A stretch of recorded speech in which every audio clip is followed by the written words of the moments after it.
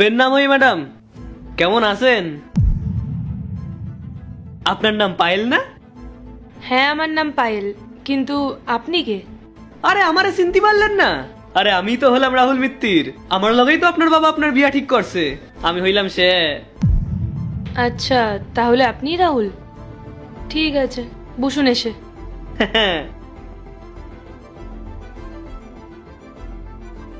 ধন্যবাদ।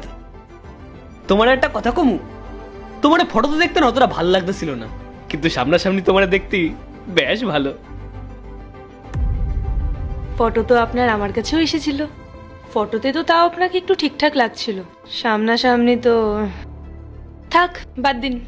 বলুন, এই বস্তায় কি নিয়ে এসেছেন আপনি? এই বস্তাটায় এর মধ্যে তো গরুর খাবার আছে। আর আমার ফটো দেখছিলেন না আপনি?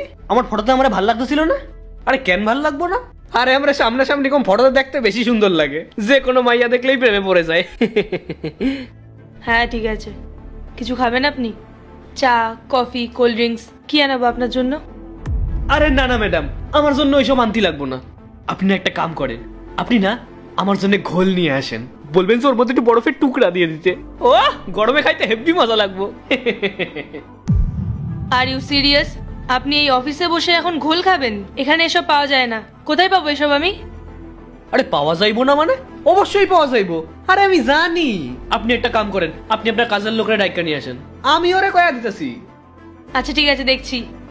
মনোজ, মনোজ, এদিকে এসো। হ্যাঁ ম্যাডাম বলুন। দেখো তো মনোজ, এদিকে কোথাও ঘোল পাওয়া যায় কিনা। ম্যাম ঘোল এখন কোথায় পাবো? আপনি চা নিয়ে নিন না। আরে কেন পাওয়া যাইবো না?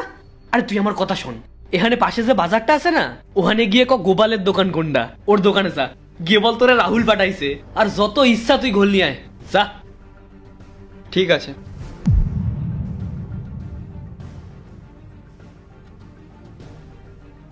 আপনি ওর সাথে তুই করে কথা বলছিলেন? আমি এই কোম্পানিতে বিগত 6 বছর ধরে কাজ করছি। আমি আজ অবধি কাউকে এখানে তুই করে কথা বলিনি। আপনার মধ্যে কি সামান্য সেন্সটুকু নেই? আপনি জানেন না কার সাথে কিভাবে কথা বলতে হয়? আরে ম্যাডাম, আপনি খামাখা টেনশন করতেছেন। আরে ও তো কাজের লোক, আর কাজের লোকের সঙ্গে তো তুই করেই কথা বলে। আর তাছাড়া আমি কি কোনো ছোটখাটো মানুষ নাকি যে সবার লাগে তুমি তুমি করে কথা কমু? ঠিকই বলেছেন আপনি। আর আপনার এই বিহেভিয়ারেই আমি বুঝে গেছি আপনি ঠিক কি ধরনের মানুষ। আচ্ছা, তুমি আমারে চিন্না ফেলাইছো? ঠিক আছে, কও দেখি আমি কিরাম মানুষ। আপনি একটা মূর্খ। মানুষের সাথে কিভাবে কথা বলতে হয় সেই ভদ্রতাটুকু আপনার মধ্যে নেই। আর একটা কথা বলুন তো আমায়, কাউকে দেখতে আসলে ঠিক কিরকম ড্রেস পরতে